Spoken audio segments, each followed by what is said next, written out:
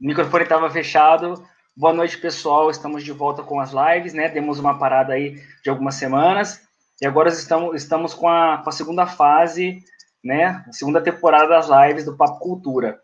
Bom, junto, né, com as escolas que fazem parte do projeto, né? Agora, junto também com a escola Diva Tarlá, né? Então, as escolas que apoiam a live e que contribuem com a live e que transmitem são Diva Tarlá, de Ribeirão Preto, a escola Antônio Barreiro, de Altinópolis, a escola Professor Alcides Correia, de Ribeirão Preto, a escola Jardim das Rosas, de Serrana, a escola Capitão Virgílio Garcia, de São Simão, a escola Neuza Maria do Bem, de Serrana, a escola Geraldo Torrano, de Cajuru, a escola Expedicionários Brasileiros de Ribeirão Preto, a escola Messias da Fonseca, de Cajuru, a escola Deputado José Costa, de Serrana, e a escola Galdino de Castro, também de Cajuru.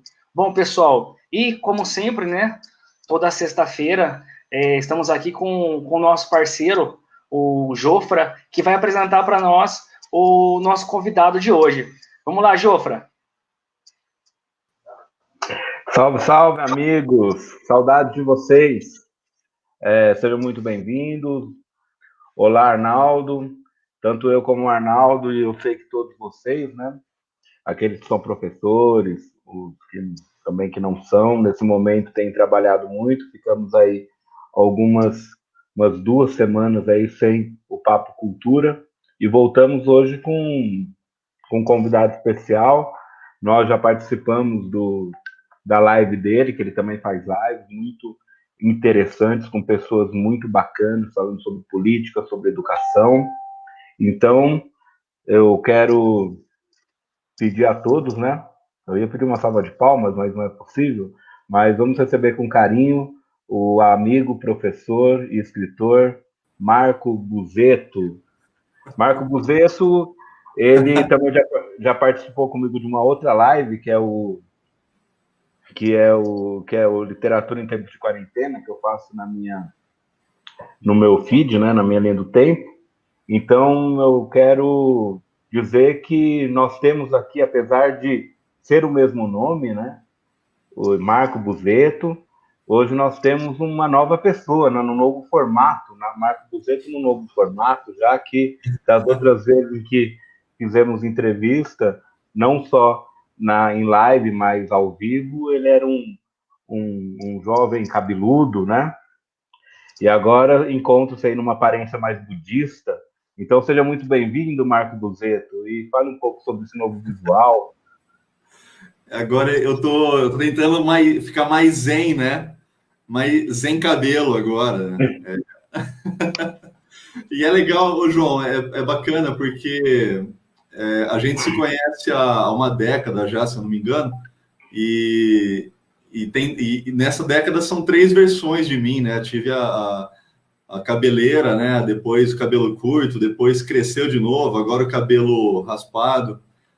Mas eu acho que esse visual meio Foucaultiano, assim, vai permanecer um bom tempo, assim, não vai mudar muito, não, até porque a tendência é ficar mais careca, né? O Marco Buzetto já teve uma versão, quando eu conheci, que era uma versão mais assim, selvagem da motocicleta, lembra dessa época? Era cabeludo, usava umas roupas pretas, assim, vinha para a Serrana, ele é de Monte Alto, né? Vinha para a Serrana de moto, era uma versão, nasci para ser selvagem, né? Pois é. Mas aí a gente vai ficando mais velho, né, cara? Exatamente. E mais chato, né? Com certeza. Ou mais legal, depende do ponto de vista, né? Também. E conheço o Marco Buzetto. Pode falar.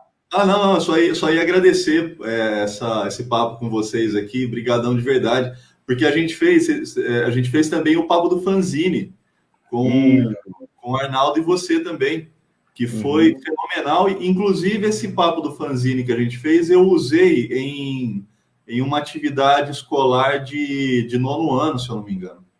Foi bem bacana para apresentar o fanzine para a molecada, para os alunos todos, eles gostaram bastante. Legal. O pessoal dos Expedicionários Brasileiros, boa noite. alguns alunos acredito que a Luísa é a sua aluna, né, Arnaldo? Tá a Luísa aqui, dizendo boa noite, dizendo Arnaldo Mito. É lógico que quando fala um mito, a gente tem que contextualizar, né? Porque podemos ver de dois modos, assim, mas um mito porque é um cara, uma lenda da educação ribeirão-pretana e nacional. E eu conheço o Marco Buzetto, né, em Serrana. Na época ele apresentou, acho que você estava no seu primeiro livro, Marco Buzetto, quando nós nos conhecemos, foi em 2010, né? É isso mesmo. Era o Aquário de Sangue ainda. O Aquário de Sangue, exatamente. E foi mais ou menos nessa época que a gente fez uma entrevista, naquela época ao vivo, né, no Caipira Rock, que teve a presença do Guto, também de Ribeirão Preto, né? E vi lá pra da Regina, exatamente. E depois veio, depois desse livro, veio o Verônica. Veio o Rebeca em 2013. Rebeca, desculpa. Rebeca, 2013. Sim, aí depois teve um livro técnico chamado Gestão de Recursos e Projetos, que foi contratado. Uma editora me encontrou e encomendou esse livro, eu acabei fazendo de encomenda. Foi o primeiro livro que eu fiz encomendado. Depois dele, foi a editora Viena, né, no caso. Esse livro está em catálogo no site deles ainda, eles vendem para faculdades e tudo mais, cursos de extensão. Depois disso, eu comecei a lançar livros online. Eu fiquei um pouco desacreditado em impressão, até porque o momento que a gente estava vivendo, já há 6 anos, 7 anos atrás, já era um momento assim de pouca leitura física, né? Porque o livro físico, ele precisa estar na mão do leitor para o leitor poder lê-lo, né? Você depende, livro não é como música, né? A música as pessoas ouvem em vários ambientes. O livro não, ele requer que a pessoa tenha ele impresso. E para facilitar o acesso, até porque a minha vendagem de livros, ela sempre extrapolou a minha cidade, extrapolou a minha região, né? Ela tinha um aspecto mais nacional. Para extrapolar isso, eu acabei distribuindo tudo online, gratuitamente online. Inclusive no meu site, esses livros estão lá ainda. Existem versões finalizadas, assim, com uma boa revisão, né, uma boa diagramação, e existem versões mais simples, que foram lançadas assim à revelia, só pelo conteúdo estar disponível mesmo. Mas estão todos lá, com capa, com a diagramação bonita e tudo mais. Aí depois desse gestão, eu tive o 15 noites, o 15 noites, isso. 15 noites com Lígia Fagundes Telles, Clarice Lispector e Paulo Coelho, que são 3 contos que eu escrevi, e até hoje eu não lembro quando eu escrevi, porque foi numa época, eu acho que esse livro é de 2013 ou 14, e ele ficou muito tempo guardado, porque foi um período que eu tava, e aí é verdade, assim, tem gente que dá uma sacaneada, que brinca, mas é verdade. Foi uma fase que eu estava tomando muito remédio para uma lesão na coluna que eu tive. E eu fiquei muito tempo em casa e tudo mais, e esses 15 dias que eu fiquei em casa, eu escrevi esses 3 contos, né? E acabei guardando esse livro num pendrive, e isso desapareceu e eu fui achar anos depois. Acabei lançando, fazendo uma revisão e lançando depois. Aí depois tem o Pink Silk Republic, né, que é um conto, ou melhor, é um roteiro romanceado, que eu escrevi e publiquei. Comecei a escrever aqui em São Paulo, depois eu publiquei online pela primeira vez no Rio Grande do Sul, quando eu morava lá. E depois fiz um relançamento aqui em São Paulo também, em algumas cidades. E aí saiu no ano passado, e esse, né, saiu final de 2018, ou melhor, final de 2019, começo de 20, o Conturbado, que também é um conto de suspense. Assim, ele é considerado terror, mas na realidade é um suspense, né? De não ficção, ou melhor, de ficção também. e junto a ele saiu uma antologia, que foi também um prêmio da editora Trevo, se eu não me engano, que foi uma antologia de outono, muito legal também, que eu participei e acabei ganhando em primeiro colocado com uma poesia sobre Carlos Drummond de Andrade, isso. Foi bem bacana também, porque eu nunca esperei ganhar um prêmio de poesia, assim, eu nunca me coloquei como poeta, né? Até hoje, nunca me imaginei, não me imagino como poeta, e acabei ganhando esse prêmio. Para mim foi uma surpresa muito grande, seguido de uma tristeza muito grande, assim, né? Porque eu fico preocupado, né? Quando eu ganho, quando eu sou contemplado com um prêmio de poesia, quer dizer que eu imagino, né, na minha ignorância, que talvez a poesia amadora não esteja tão em voga, né? Porque eu realmente não me conheço como um poeta, assim. E foi no mesmo ano que saiu esse prêmio do Conto Conturbado, que saíram ambos no mesmo ano, né? Final de 2019 para 20. Antes de passar para o Arnaldo, eu só quero fazer mais uma pergunta com relação ao Prêmio Jabuti. Neste ano ele teve muitas indicações de editoras independentes, né? O que você acha desse novo momento? Você acha que isso é uma nova visão, né, relacionada às editoras independentes, ganhando mais espaço? Você acha que isso vislumbra um futuro para a literatura mais amplo do que o que vivemos hoje?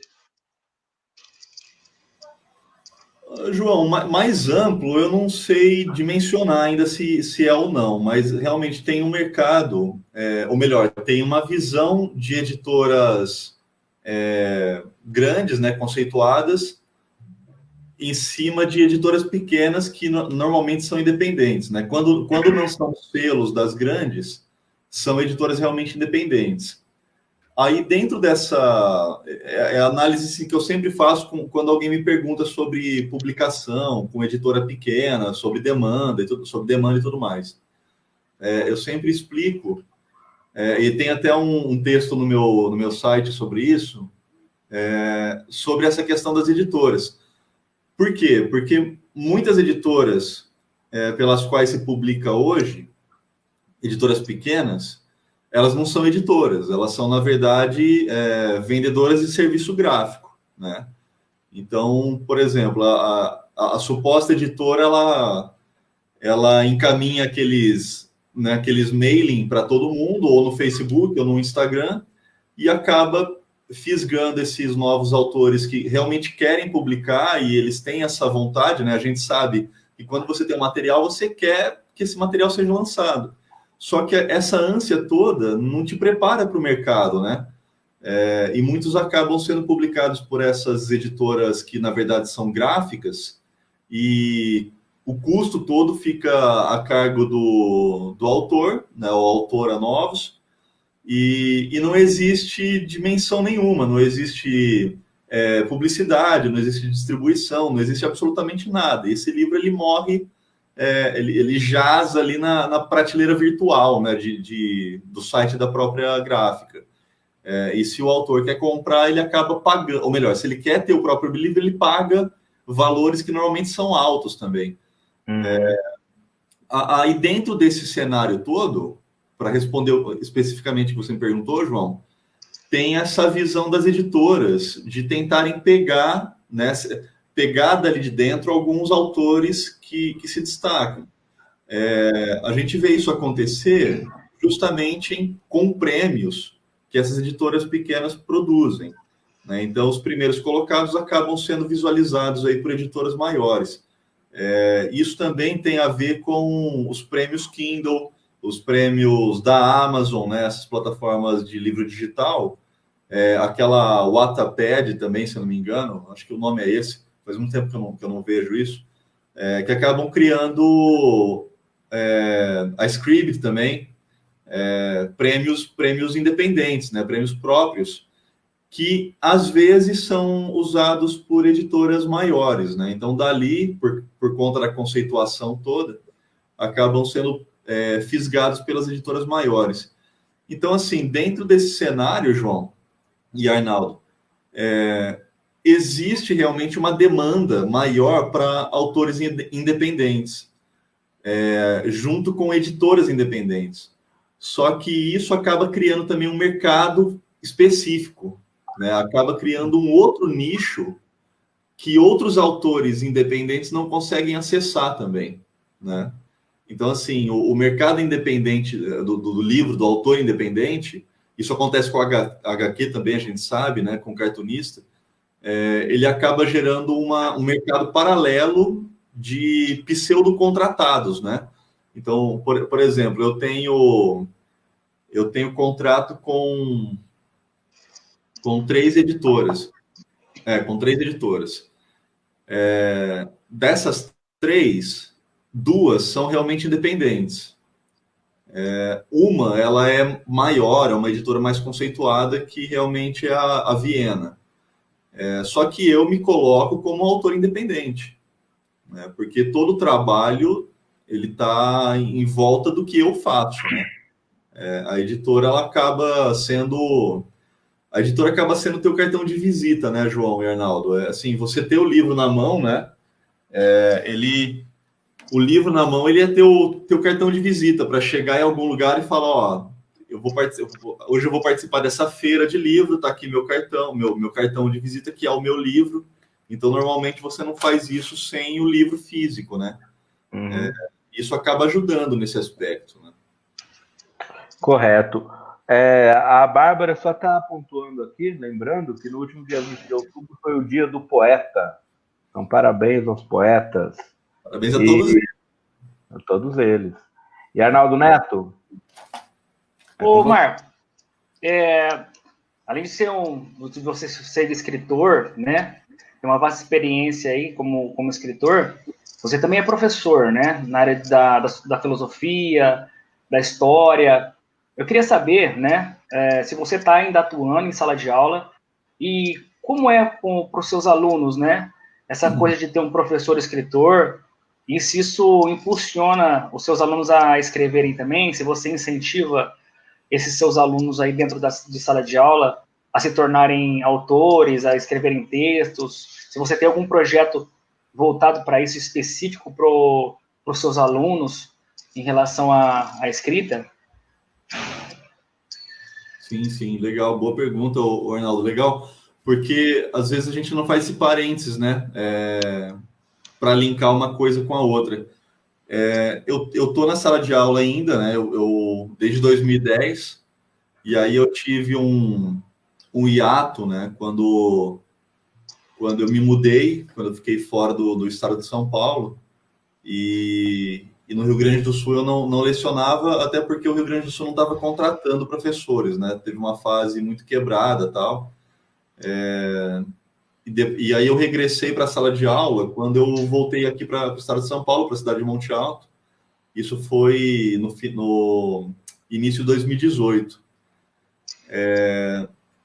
De lá para cá, ou melhor, de 2010 até agora, eu lancei vários outros livros, né? E inclusive uma história em quadrinhos também, que foi com parceria com um cartunista do Rio Grande do Sul, o Vantuir, que leu alguns contos meus de suspense e acabou gostando e desenhou em cima três HQs, né? E lançou uma por enquanto. Se eu não me engano, o nome é Contos Insanos, né? E ficou um trabalho magnífico, com traços rabiscados bem bonitos e tal.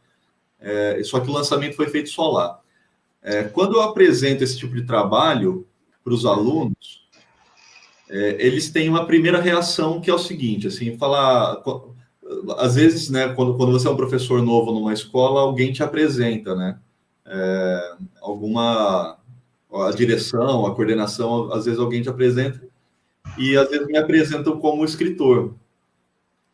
E aí, uma sala de aula ou outra, assim, é comum você escutar assim, será que é mesmo? Para, que é isso? Escritor? Mas é de livro mesmo, né? Eles perguntam. Pô, mas é de livro, né? Aí, alguns ficam vislumbrados, né? Porque é uma novidade para eles, né? Não porque significa alguma coisa grandiosa, né? Uma coisa assim totalmente fora da realidade, mas porque para eles é novo conhecer um autor pessoalmente. E outros, eles não acreditam mesmo enquanto você não pegar teu livro e levar lá e falar, amiguinho, isso aqui é seu, fica aí, lê. Sou eu aqui na orelha, ó, aqui, ó, é o tio aqui, ó. Então, é uma realidade, assim, é uma sensação muito boa, porque existe uma dúvida da parte deles que é te pôr à prova, né? Que é assim, então prova que você é escritor mesmo. Aí, normalmente, eu falo, eu não tenho muito que te provar, né? Eu só tenho que te incentivar a ler, assim, leia, independente de se for meu ou não. Mas depois eles acabam conhecendo e gostando. O problema nisso tudo é que, assim, o professor de fundamental e médio, né? Então, assim, do 9º ano para baixo, não tem uma leitura muito grande, até porque meus temas são um pouco mais velhos, né? De 14 para cima e tal. Mas, assim, aí eu faço uma diferenciação, que é o seguinte: com o ensino fundamental, eu trabalho contos que a gente cria na hora, que a gente desenvolve na hora, e dentro da história, no caso do fundamental, né, eu trabalho a literatura muito forte, leitura, produção de texto, leitura crítica, né, análise de texto, interpretação diariamente, assim, né? Porque isso está muito associado. A gente tem aquela falsa ideia de que o aluno ele tem que ser cobrado da leitura só com a língua portuguesa, né? Então, todas as outras disciplinas, elas trabalham muito leitura. Matemática, por exemplo, se você não tiver uma interpretação de texto muito boa, você não consegue fazer matemática, né? Então, a interpretação de texto, ela está em volta, ou melhor, ela rodeia todas as disciplinas. Com o ensino fundamental, eu já consigo trabalhar uma leitura mais extensa, porque normalmente os meus livros eles são muito carregados de filosofia, né? Então já são etapas da educação que possuem filosofia, a gente consegue adentrar um pouco mais. Mas assim, eu faço questão de, à medida que o ano avança, da gente esquecer um pouco que eu sou autor, que eu sou escritor. Porque infelizmente isso causa uma celeuma ainda com o próprio corpo docente, né? Essa o tal do valoriza, mas não totalmente, sabe? Assim, valoriza, mas da porta para dentro você não é, sabe? Então, assim, da porta para dentro você é professor, não é escritor. Então, eles dissociam essa realidade, né? Só que aí cobram leitura, né? Cobram do professor que o professor cobre leitura do aluno, sem falar que ele é escritor. Então, acaba não vingando muito, né? A gente fica no limbo, né? De fato. E, Arnaldo, quer fazer mais uma pergunta? Quero. Ou então, é isso aí, o que você falou, Marcos, é muito interessante. Eu acho que o João já deve ter passado por alguns momentos desse tipo em sala de aula, né? Enfrentado a reação, às vezes, dos pares, né? Porque às vezes os alunos gostam, né? Eles se empolgam, eles ficam... Porque tem aquele momento da dúvida, né? Do aluno, né? Porque para eles essa coisa do escritor é uma coisa muito distante, né? É uma coisa muito, muito longe, né? Poxa, e quando eles acabam admirando, e assim, normalmente, quando eles gostam do professor, né? Quando eles gostam de alguém, principalmente o adolescente, ele passa assim a copiar o jeito do professor, a fala, e até isso acaba sendo inspirador para ele, né? Para ele poder escrever, ele ver que é possível, né? Por isso que eu te perguntei, porque assim, muito interessante. Você que é professor, principalmente numa área que não é na área de letras, né? Na área da língua portuguesa, na área de história, filosofia, e não escrevendo livros específicos de história e filosofia, para eles eu acho que isso aí deve ser uma coisa assim sensacional, né? Óbvio, né? Você acaba virando o ídolo aí, isso é natural, uma situação natural, e às vezes causa um pouco de celeuma, né? Entre os pares e tal, a gente é uma situação um pouco complicada. Acho que eu até entendo.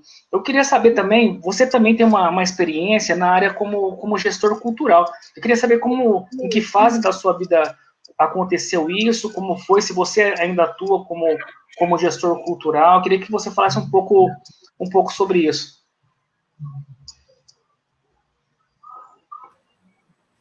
Arnaldo, assim, só para eu responder, eu acho que eu não respondi na anterior direito, sobre incentivar o aluno a ler, ou melhor, a escrever. Eu já tinha projetos, né, de década, assim, de incentivo à leitura e à escrita, né? Então, assim, essa produção textual, ela está muito presente na sala de aula comigo. Eu até brincava, assim, às vezes um aluno ou outro escrevia, produzia texto, mas não fazia tarefa, né? Não participava da aula, ele ficava escrevendo. Eu falava, amigo, você está mais que certo, você tem que fazer isso, fica tranquilo, vai ficar tudo bem, produza, escreva e eu quero ler depois. É claro que depois eu cobrava a matéria dele, né? Mas eu incentivava bastante, até com as escolas onde eu não lecionava, porque aí já entrando na sua pergunta sobre projetos culturais e tudo mais, eu já trabalhava com projetos culturais de incentivo à leitura nas escolas.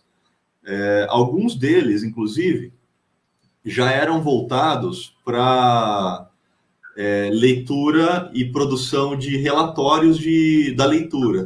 Não resumo, mas um relatório da leitura, como se fosse um fichamento, né, para a gente da universidade e tal, para eles escreverem ali, expressarem, pegarem do livro as ideias principais e tudo mais, e depois argumentar sobre isso, né, para ficar fixo na cabeça deles a leitura e tudo mais.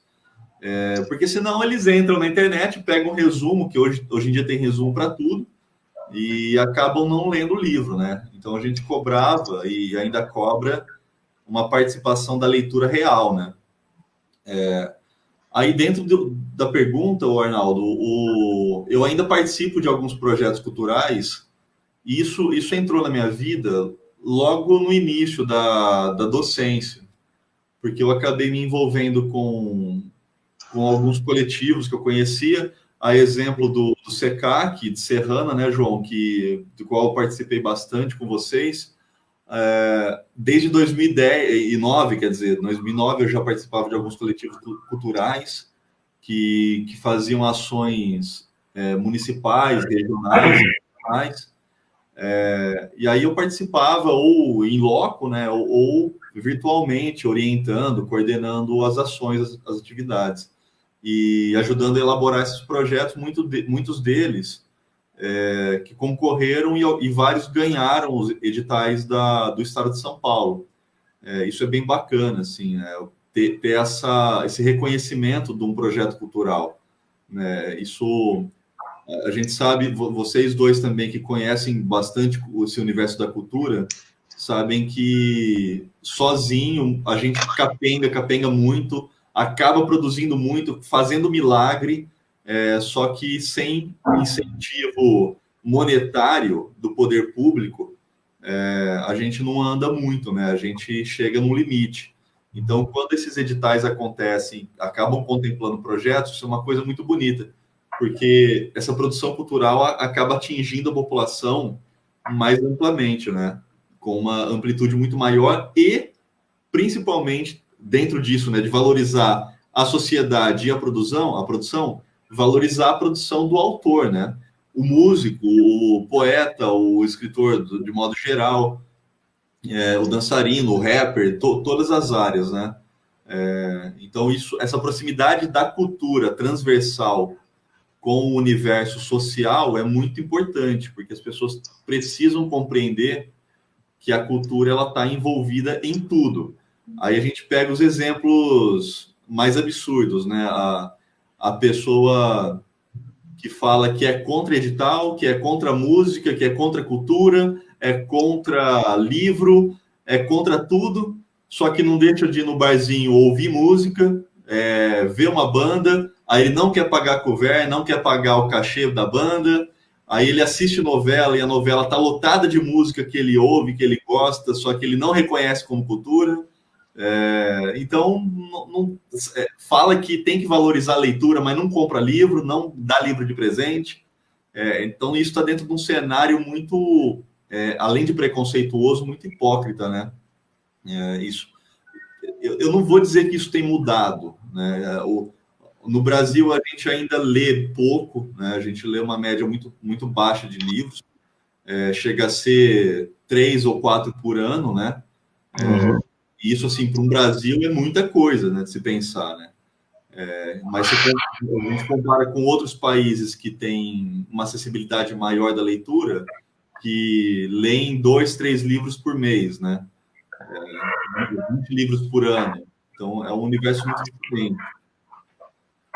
E quer complementar, Marco? Não. Não? Tranquilo. Então, sua colocação foi muito adequada. A Bárbara, professora de língua portuguesa aqui na Escola Jardim das Rosas, em Serrana, concordo com você, disso realmente é isso. A escola, Alcides Corrêa, que está aqui presente, deve ser a diretora, que comentou, né, a Ana, dizendo: ótima colocação sobre leitura, através da mesma interpretamos todas as disciplinas educacionais. E, de fato, é algo que muito se discute em ATPC, né? Muitas vezes a questão da leitura, da interpretação, ela é jogada para o professor de língua portuguesa, né? E não se leva em consideração que todas as áreas têm esse objetivo também, né? Tem essa função. Mesmo porque as disciplinas, os componentes curriculares, eles têm vocabulários próprios. Muitas vezes um aluno, ele pode ler bem, escrever bem, só que o vocabulário específico de geografia, para ele, é estranho. E aquilo pode interferir no desempenho dele em uma prova, né? Então, é necessário que o professor trabalhe o vocabulário do seu conteúdo em sala de aula também, né? Tipo, vamos compreender essa palavra, vamos entender, para que o aluno saiba contextualizar quando ela aparecer, coisa e tal. Bom, outra coisa também interessante que você falou, e eu atribuo muito isso à música, né? Então, você chegar na sala de aula, o pessoal descobre que você é músico, né? E aí tem aquela coisa: mas é músico mesmo? Que tipo de música que faz? Então toca uma bateria aí para nós, né? Aquela coisa toda. Então, tem muito disso que acontece em sala de aula em função do que você faz fora da escola, e que normalmente, mesmo que você não fale, um dia eles vão descobrir, né? O que você faz. E o Arnaldo falou aí sobre a área da cultura, né? A gente se conheceu, você estava ali sempre presente no SECAC conosco, né? Nas atuações, nas ações. E eu gostaria de saber o que veio primeiro para você, né? Na sua época de escola, seu envolvimento já era com literatura e cultura, ou você iniciou, ou a cultura te levou à literatura? Qual que foi o processo? E como você acha que a sua visualização disso em sala de aula? Os alunos, eles chegam à leitura, à escrita em função da cultura? Na sua visão? Ô, João, legal a pergunta, cara, porque ela faz uma linha temporal, assim, na vida de todo mundo, né? Eu não sei por que eu entrei na literatura. Realmente, eu não sei por quê. Da mesma forma que eu não sei o momento exato que eu entrei para a disciplina de História. Né? Nunca foi intenção minha cursar História na minha vida. Assim. Nunca tive isso. Eu não me lembro de uma vez pensar: um dia eu vou fazer História. Até porque a minha primeira... deixa eu aproveitar, João e Arnaldo, mandar um abraço para a Bárbara, porque ela uma vez fez, eu acho que com você também, João, numa escola de Serrano, não vou me lembrar a escola, fizeram uma atividade cultural com a Rosângela, inclusive, e eu participei. Então, Bárbara, muito obrigado, viu? Ficou um abraço. Foi na escola José Costa. Eu dava aula também na época lá. Exatamente. José Costa.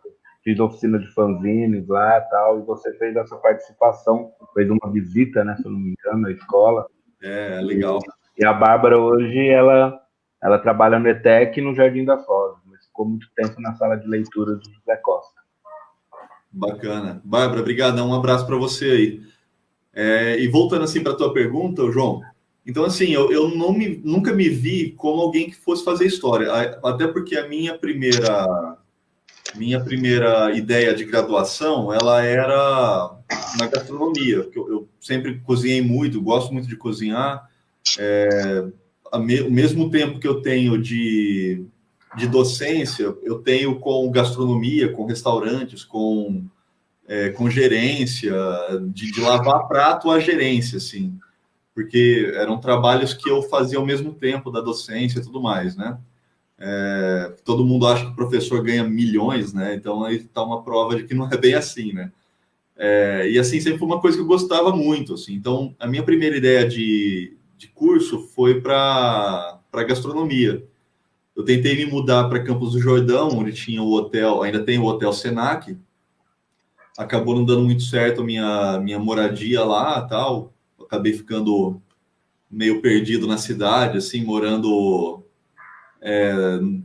nos lugares muito que dariam conta, assim, também. E acabei tendo que voltar para Monte Alto, né? Não fiquei lá. Isso foi em final de 2014 para 15, ou melhor, isso foi final de 2004 para 2005, depois eu fiz psicologia, iniciei psicologia, não terminei também porque a minha rotina de trabalho era muito dura. Eu trabalhava numa fundição de alumínio, acordava de madrugada para entrar no trabalho, saía no horário de pegar o ônibus, então assim, eu não tinha tempo nenhum, ia para a faculdade cheio de óleo, sujo de óleo, assim, eu não dava tempo de tomar banho, nada, e acabei abandonando o curso por conta de vários fatores, né?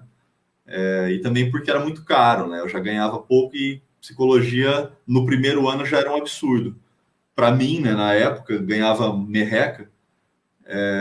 E depois eu fui fazer história, mas porque é uma disciplina que eu gosto. E aqui, perto de Monte Alto, tem a cidade de Jaboticabal. Jaboticabal, à época, tinha uma excelente faculdade de graduação de história e acabei fazendo. Adoro história, sempre gostei, mas nunca tive esse ímpeto de fazer. Aí acabei fazendo. O primeiro contato com essa dimensão toda de humanas, João, e já respondendo à literatura, está dentro da filosofia. E eu não, por isso que a minha primeira graduação não foi filosofia, né? A minha segunda graduação foi filosofia. Por quê? Porque a minha leitura, quando adolescente, já era literatura. Então, na biblioteca da escola, de uma das escolas onde eu estudei, que é a Nelly Badorcano, inclusive moro próximo, lecionei ano passado nessa escola, hoje leciono também. Essa escola tinha uma biblioteca muito grande, muito rica, e eu gostava muito de lá. E eu não tinha uma vida social muito boa, né, na escola, adolescente, né? Assim, depois eu namorei, durante o ensino médio todo, eu tive namorada e tudo mais, então minha relação social começou a mudar. Mas antes disso, eu não tinha muitos amigos, né? Então eu via nos livros esses amigos, assim, não que sustentassem a falta de uma amizade, mas a leitura sustentava o tempo que eu não tinha com outras pessoas. Então, para matar o tempo, eu lia. Então, meu primeiro...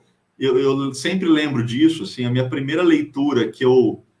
Fora os livros que a gente lia na escola já, né, os infantis ou os clássicos e tudo mais, desde pequenininho, né? Eu lembro de 2 infantis que eu li, eu nem sei se realmente existem esses livros, mas um se chamava O Peru de Peruca, e o outro se chamava Fiz o que Pude. E esse livro Fiz o que Pude é um livrinho muito pequenininho, para criança mesmo, né? Desenhar, pintar e tudo mais, tem desenhos muito lindos. ele é todo ilustrado. Eu sempre lembro dele porque ele tratava do tema ambiental, de uma floresta que pegava fogo e todos os animais tentavam fugir e um passarinho muito pequenininho tentava pegar água no bico e jogar no fogo para apagar. E aí a moral assim da história era essa, né? A gente tentar fazer o que pode para resolver as situações, né? Nesse caso, uma devastação do meio ambiente que, obviamente, é muito atual, né? Muitos passarinhos aí, até o boi bombeiro, né? Tentando combater o fogo e nossa política não. E esse livro me marcou muito e hoje, na vida adulta, eu sempre lembro desse livro. Mas, assim, o primeiro livro que eu realmente li e a capa me chamou a atenção por conta do título e isso me prendeu, assim, ó, me catapultou, né? Como se tivesse me posto num estilingue, jogado para outro lugar e falado, olha, meu amigo, agora o mundo é esse aqui, ó. Foi o Anticristo do Nietzsche, né? Só o nome já abriu minha cabeça, né? Porque eu pensei, cara, como que existe um livro com o título Anticristo, né? Eu tinha 14 anos, 13 para 14 anos, né? E eu pensava, como que alguém deixou esse livro existir e como que esse livro está aqui na escola, né? E como que a bibliotecária me deixou pegar esse livro para ler, né? E ela deixou, assim, ela é muito amiga e tal, ela não fez objeção nenhuma. Acho que nem se importou também com o que eu estava pegando para ler desde que eu lesse, né? Quando eu li esse livro, a minha cabeça deu um parafuso, né, o João e Arnaldo? Porque vocês também, eu sei que conhecem Nietzsche, o João também, né, João? Inclusive o cachorro, né? Meu cachorro chama Nietzsche. Cachorro chama Nietzsche. É o meu filosofão. Pois também, inclusive, você fez um evento, né? Em que eu fui falar a respeito de Nietzsche, a música, né? Sim. Eu não vou me lembrar o nome agora, mas vários eventos nossos, inclusive na época do coletivo, o Nietzsche estava sempre em pauta.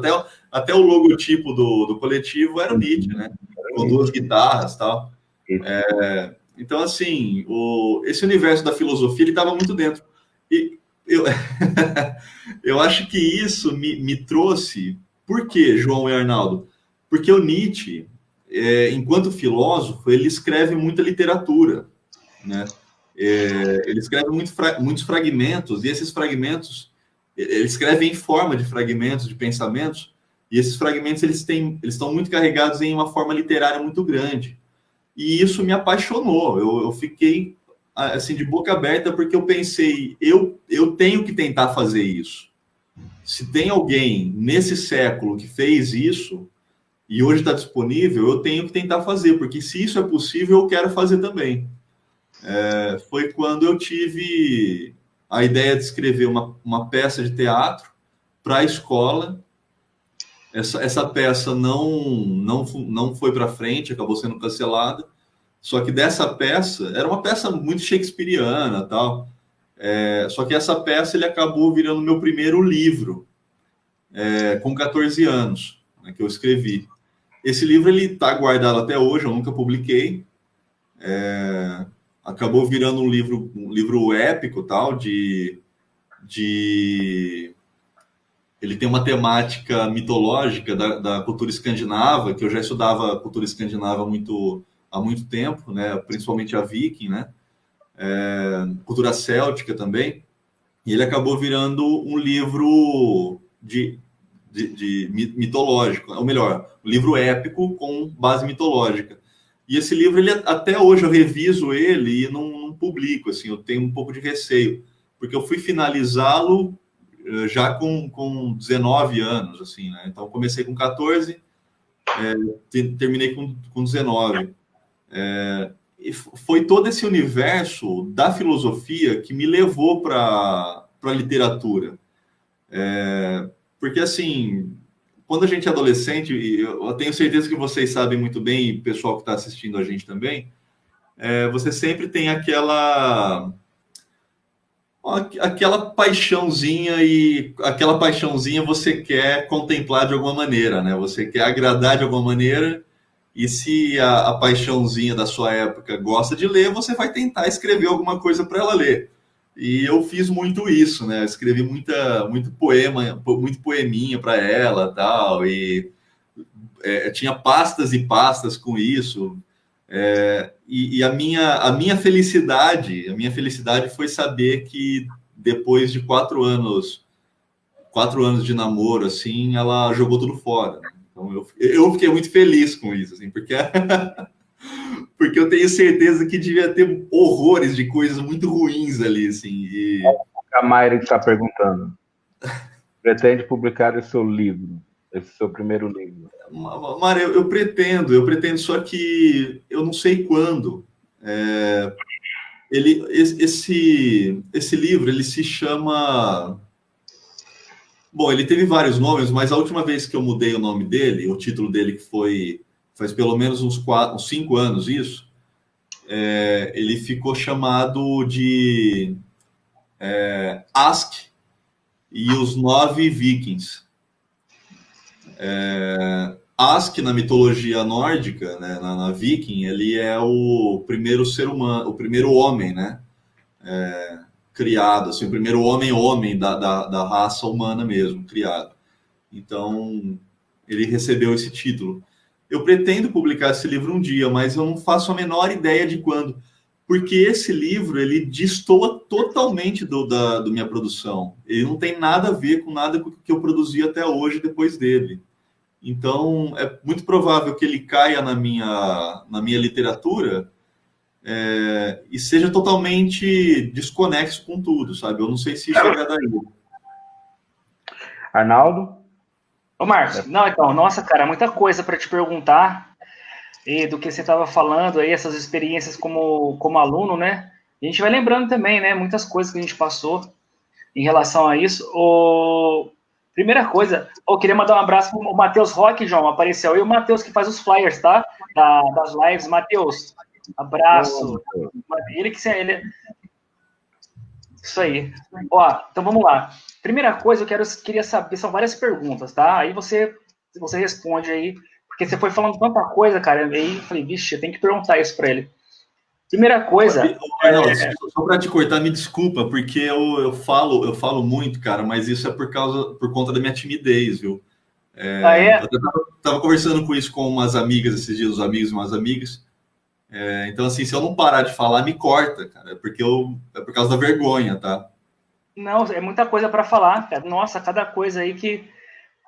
Muito interessante. Bom, primeira coisa é o seguinte, eu queria saber de você, né, você que é escritor e professor, né, essa live, o direcionamento dela é para as escolas, né, assim, na verdade. Então, a maior parte do público que entra são professores, alunos, pais de alunos, né, as famílias, né, tem escolas públicas, tem muitos alunos também das escolas privadas aí que participam e entram.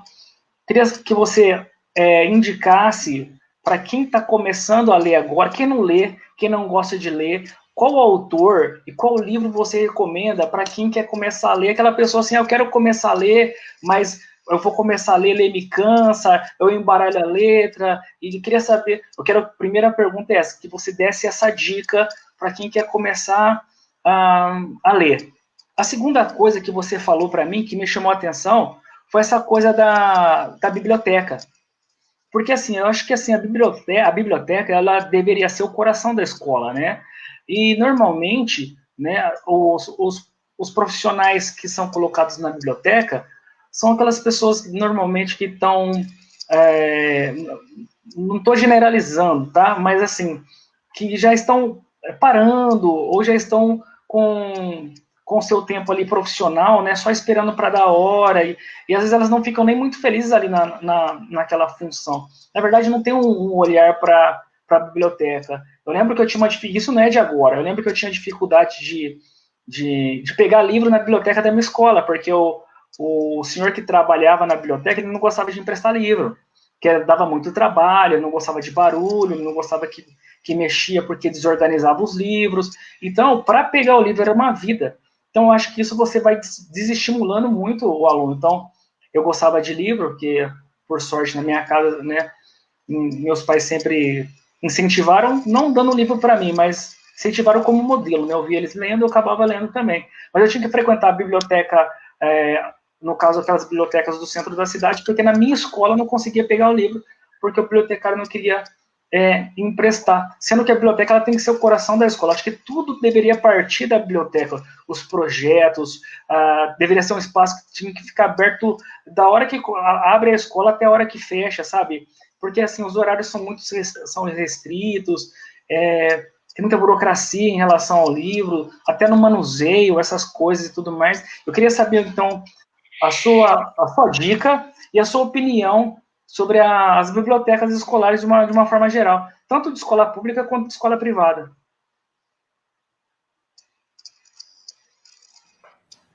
Bacana, Arnaldo, até anotei aqui, para não passar por cima, porque acaba atravessando um monte de pergunta, cara. Até me desculpa, viu, vocês aí que estão assistindo também. Se eu falhar, retorna aí a pergunta, porque eu acabo esquecendo. Bibliotecas. Então, sobre o incentivo à leitura, né?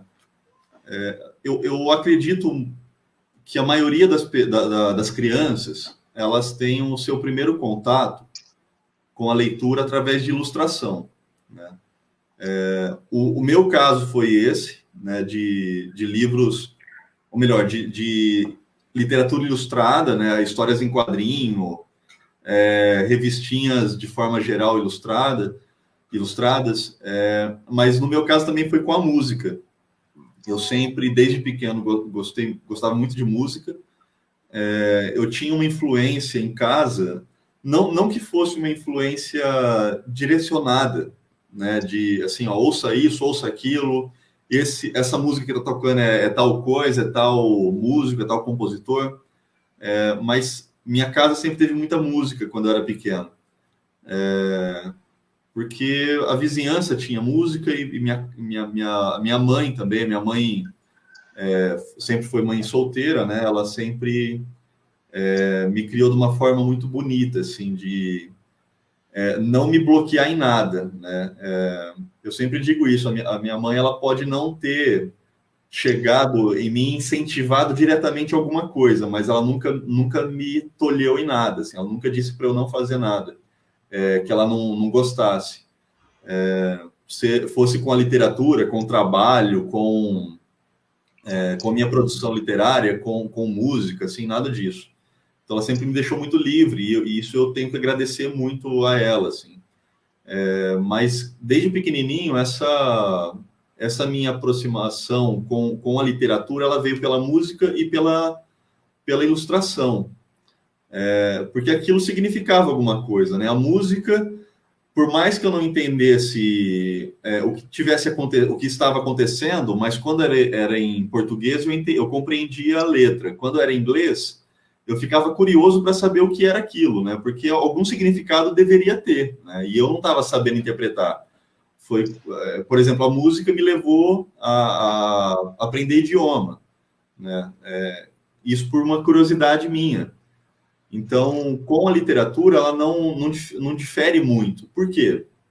Porque a criança... Engraçado que eu até li um artigo hoje que já se comprova que as crianças são muito criancinhas mesmo, assim, de 2, 3, 4 anos, elas são muito suscetíveis à leitura, né? Porque elas estão no momento de aprender as simbologias, que é muito presente, e a literatura enquanto representatividade. E isso não está ligado só à ilustração, mas em leitura de palavras mesmo, de composição de frases. Eu achei isso fenomenal, porque a gente muitas vezes acha que precisa haver uma alfabetização primeiro para depois existir a leitura. E hoje em dia já se prova o contrário, de que não tem essa necessidade, porque em teoria nós já somos programados para compreender a leitura, né? O que faltam são estímulos, né? E esse estímulo na leitura de pequeno, o que eu vejo de dificuldade é o seguinte: às vezes o aluno, né, falando a criança enquanto aluna agora, né, ela é obrigada a ler determinadas leituras que ela não quer, e que ela não gosta, e que não fazem mais o menor sentido na vida dela. Os clássicos, por exemplo. Por mais que a gente goste de Machado de Assis, por mais que a gente goste de... trazendo mais para frente, aqui, que hoje em dia é mais comum, né? A Clarice Lispector. Por mais que a gente goste dessas leituras, não faz parte do universo da criança. Machado de Assis, então, nem se fala, né? Tá quilômetros e quilômetros de distância da criança. Quando a gente tenta obrigar a Moreninha, quem que vai ler a Moreninha hoje na escola? Né? Ninguém. Por mais que a gente obrigue, e essa obrigatoriedade faz a criança bloquear mais ainda essa vontade. Então, a gente pode estar bloqueando na criança uma vontade leitora com uma tentativa de se colocar livros que ela não quer ler, né? E ela acaba generalizando essa falta de... Ou melhor, ela acaba generalizando essa rejeição à leitura a outros livros. Então, assim, uma dica que eu dou para todo mundo, criança a adulto, se você pegar uma leitura, um livro, qualquer coisa, mas principalmente livro, né? Que você trava nas 10 primeiras páginas, que você realmente não consegue ler, que a leitura fique cansativa, fique aquela leitura arrastada, que você lê uma página, tem que voltar na mesma página porque você não lembra mais nada, abandone esse livro, deixa ele quieto. Busque uma leitura que te contempla, busque uma leitura que você gosta, uma leitura que você consiga passar da 20ª, da 30ª, da 50ª página. Por quê? Porque se você começar a ler um livro e se arrastar para ler, você não vai entender nada, essa leitura não vai te contemplar e vai ser traumático para você. Da criança ao adulto, porque isso acontece com a gente adulto também. Vai ler Kant. Cara, você pega um livro do Kant, você lê, você lê 3 dias seguidos, uma dezena de páginas. Quando você termina, você fala, poxa, terminei. Você vira a próxima página, está escrito capítulo 1. Pô, como assim, cara? Eu estava lendo há 5 horas seguidas, agora entra no capítulo 1. É porque Kant é difícil. Kant, o que ele podia, né, o filósofo Immanuel Kant, o que ele podia resumir em 3 linhas, ele coloca em 30 páginas. Né? Então, você não vai dar uma leitura dessa para um adulto nunca, né? Só se ele realmente gostar do tema. Com a literatura convencional, é a mesma coisa. Né? Se a leitura estiver arrastada, guarda o livro, deixa a sua mente amadurecer com outros tipos de leitura, depois você pega um livro mais cansativo. Com a criança é exatamente a mesma coisa. Apresente leituras mais facilitadas, né, para incentivar, leia junto, estimule o processo de interpretação, de conhecer palavras, leia a HQ com o dicionário do lado, às vezes tem uma palavra que a criança não saiba, procure, ensine ela a procurar no dicionário, porque isso já estimula. Então, crie o hábito. E depois apresente leituras mais densas, né? A gente tem... Eu uso isso como exemplo, o Arnaldo e João. A gente pega o Dostoiévski, né? A gente pega autores russos que a gente lê na vida adulta, que na Rússia do período, adolescentes liam. Né? Porque eles eram interessados na leitura? Não, também não, né? Porque existia uma defasagem de literatura, não existia tanta coisa para ler. Então, eles liam esse tipo de literatura também. Né? Mas, assim, o que eles já liam naquele... Isso reflete no período, nas revoluções, no período histórico. A gente não, a gente foi ler esse tipo de literatura mais densa na vida adulta e já achando cansativo pra caramba. Né? Então, se a gente não apresentar literaturas mais densas para as nossas crianças, eles vão acabar virando aqueles adultos que, quando leem, prefiram livros que, né, pasteurizem a mente, assim, né? Vou cometer uma violência agora, mas, assim, são literaturas estilo 50 tons de cinza, sabe? Literaturas que, poxa, não está agregando nada na sua vida e está te alienando mais ainda, sabe? Essa é uma diferença que a gente vê. Quando eu li, por exemplo, esses livros do tipo 50 tons para mais, né, porque virou uma moda esse livro hot, né? Eu às vezes leio um ou outro para fazer alguma crítica, e são literaturas juvenis, né? Juvenis do tipo o adolescente que não sabe nada de absolutamente nada, né? Não é nada de sexo, é nada de nada, não sabe da vida, não sabe nada. Então, quando a gente pega adultos lendo isso, para mim é uma dor no coração, assim, porque realmente tem adultos que são fissurados nesse tipo de literatura, saca? Enquanto tem outros tantos, né?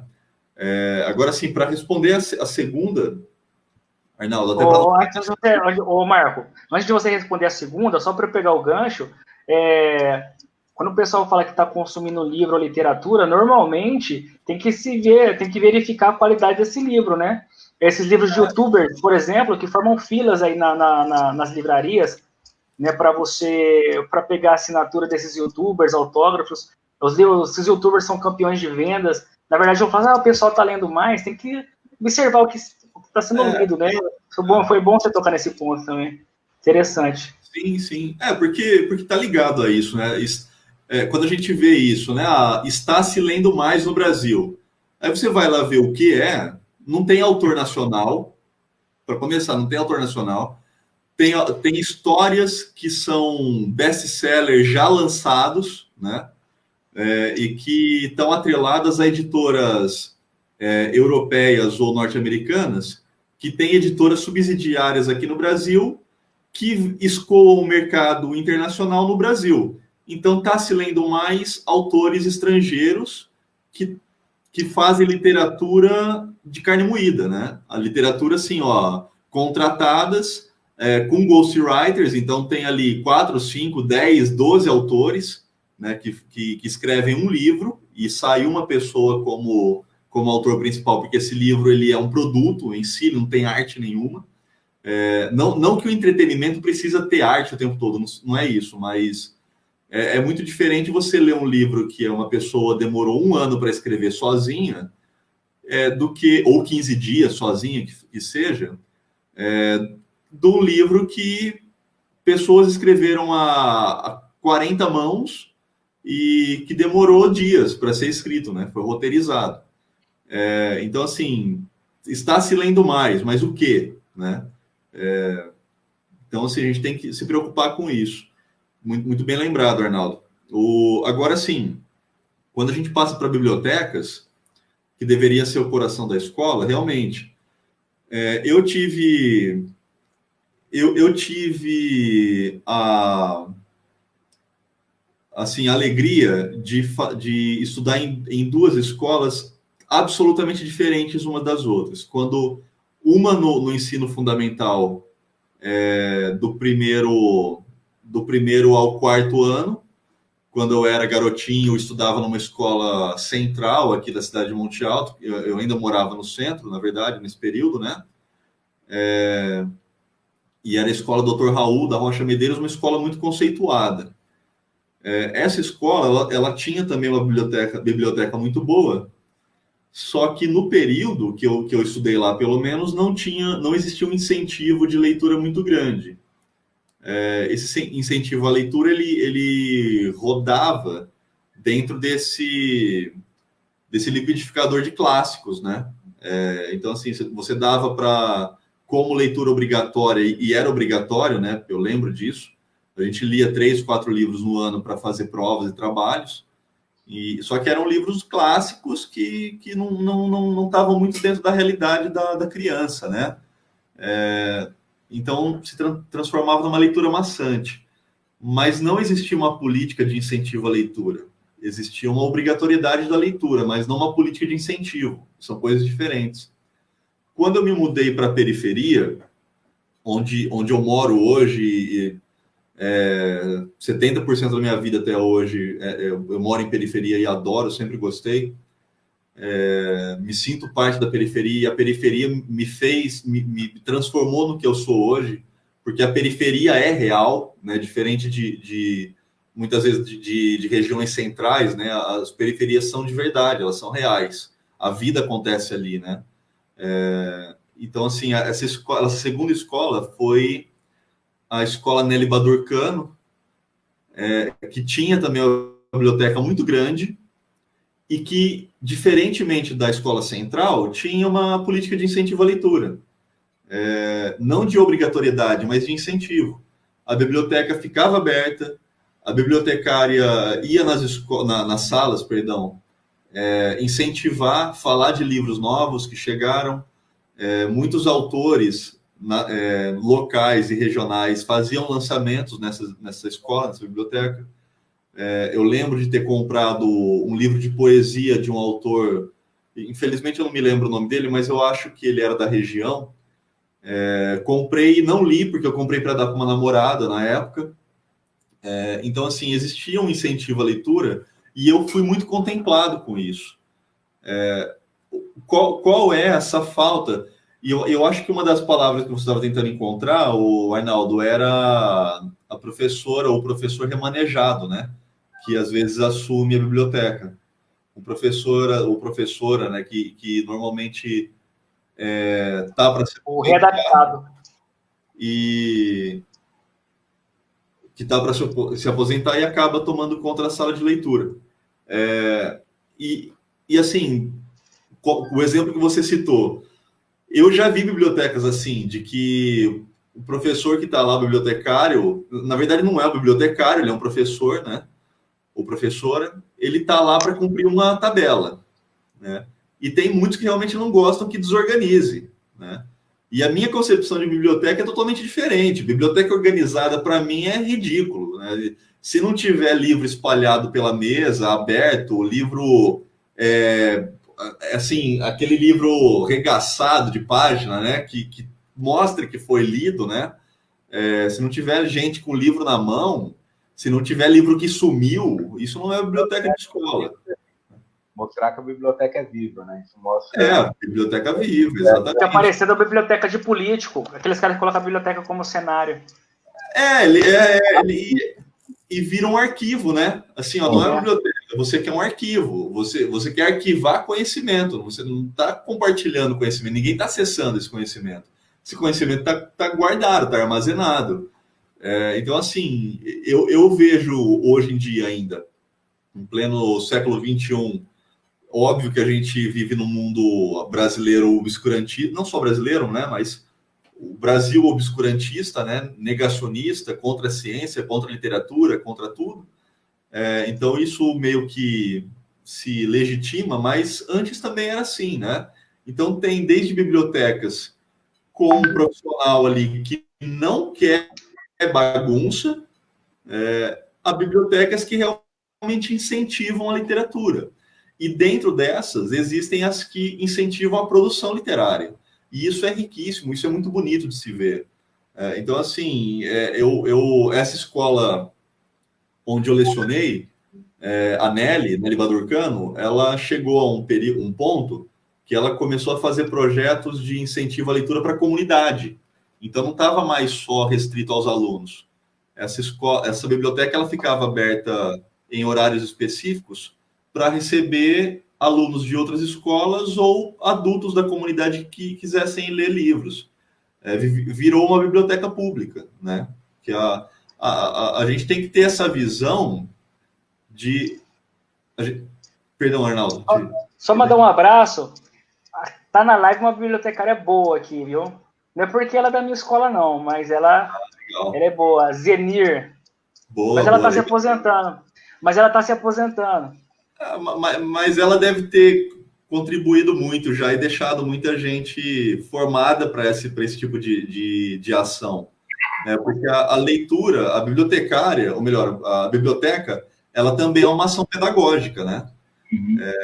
Então, assim, a gente tem que enxergar a biblioteca como a biblioteca escolar como uma biblioteca escolar pública, porque ela está dentro de uma escola pública.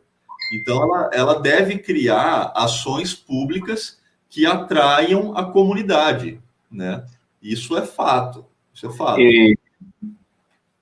Marco, a Bárbara, né, para complementar isso que foi falado, né, ela está dizendo que um dos melhores projetos que o Estado criou foi a sala de leitura. Tinha muitos trabalhos legais. A Bárbara, ela foi Ela era da sala de leitura da Escola de Zé Costa, né? Que você conheceu, a sala de leitura Castro Alves, né? E ela desenvolveu excelentes projetos lá. E então ela pode falar com experiência a respeito da sala de leitura, que hoje enfraqueceram, né? Já foi muito forte, né? Esse projeto hoje não é tão mais forte como antes, né? Mas ainda existe, tanto é que agora a escola sem sala de leitura, né? Em que a sala de leitura está sem professor e ela fica abandonada. É uma pena.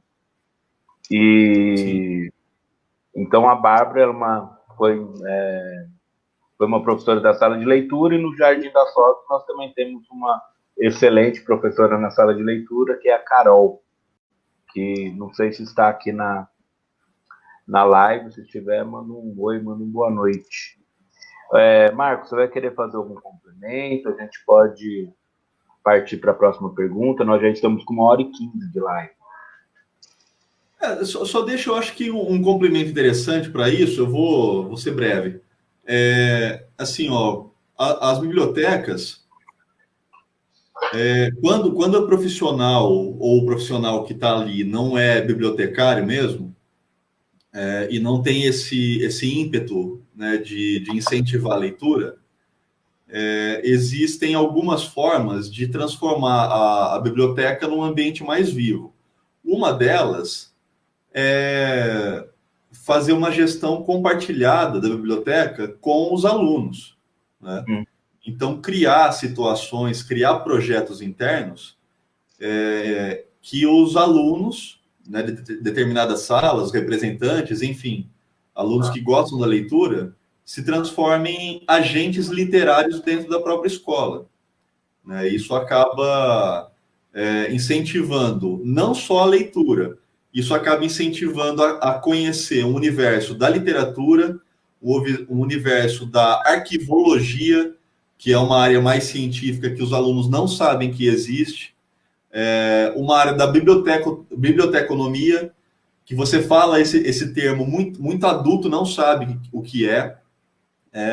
Então você cria, ou melhor, você apresenta com a biblioteca, com a leitura, um universo para os alunos, para o adolescente, para a criança e para a comunidade em geral, uma dimensão de funções de trabalho, de áreas de conhecimento muito grandes, né? Como vocês falaram no começo. O aluno, quando tem contato com um professor ou com um autor que vai fazer um lançamento, que se apresenta, é um universo totalmente novo, porque eles não conhecem esses universos de trabalho, né? E a biblioteca é uma dessas coisas, assim, a comunidade, a sociedade como um todo, mas o aluno acaba vendo a biblioteca como galpão de guardar coisa, né? O depósito. E, na verdade, né, muitas pessoas tratam o livro, como você disse, né, infelizmente, chega para o aluno e simplesmente pensa assim, então o aluno que tem que escolher o que vai ler, então vou levar ele na biblioteca, ele escolhe o que vai ler e pronto, né? Escolhe aí o que você vai ler. Não é bem assim também, né, gente? Então é importante você ter uma relação com o livro, desenvolver uma relação com o livro, né? Porque, por exemplo, minha namorada tem uma sobrinha, e eu sempre dou, desde do primeiro aniversário, assim, um livrinho de acordo com a idade, sabe? Só para brincar. Por quê? Porque é um processo de conhecimento, né? Primeiro pegar o livro, né? Sentir o cheiro do livro, aprender a virar as páginas, né? Ver as cores, né? Se relacionar com o livro. E mesmo no 6º ano, né? Quando eu dei aula nos 6º anos, eu procurava justamente fazer isso, levar livros e mostrar o livro para eles. Olha essa capa, olha que capa legal, né? E falar sobre o escritor.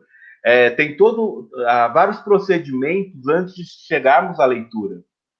A leitura é importante, claro, mas todo esse procedimento, né, faz com que você ganhe intimidade com o livro, que é o mesmo que aconteceu com a música, né? Uma coisa é, nós éramos jovens, nós comprávamos vinis, nós tínhamos uma relação com aquele vinil, começando pelo cheiro. Começando pelo fato de tirar ele do plástico. E aí você vai ver como será que é o encarte desse livro, desse disco. Então nós passávamos a ter uma relação. Hoje em dia, com a literatura na internet, a música na internet, a gente perde essa relação de intimidade. Passa a ser um relacionamento assim, sabe, seco, embrutecido, né? João. E é aí que faz com que as pessoas deixem de ter o amor pela literatura ou por qualquer arte. Pode falar, Naldo. Ó, só para te ler, eu vou falar para você, eu tinha esquecido de falar. A Zenir, ela é a sogra de um cara que você conhece, cara, do Alexandre Peixoto, do lendário Boca de Porco, né? Olha só. Coincidência, né? Coincidência, que legal. Bacana muito isso, legal. hein? Bacana. E nós já estamos com 1h20 de live. A gente sempre pensa assim, em fazer 1 hora, né? A gente começa assim, vamos fazer 1 hora. 40 minutos, né? 40. 40 minutos, no máximo 1 hora. Beleza, Arnaldo? Beleza. Vai ser 40 minutos, no máximo 1 hora, estourando 1 hora. Chegar e falar assim, ó, acabou, deu 1 hora, né? Chega de... Não, a gente nunca consegue. Tem live aqui que foi 2 horas de live. Nossa. Ficamos conversando 2 horas com a pessoa. Mas vamos, então põe assim, ó, põe 40 minutos a partir de agora, então, assim, aí eu cronometro aqui. Então, o Arnaldo, eu tenho só uma pergunta da Bárbara aqui para fazer e eu passo para o Arnaldo.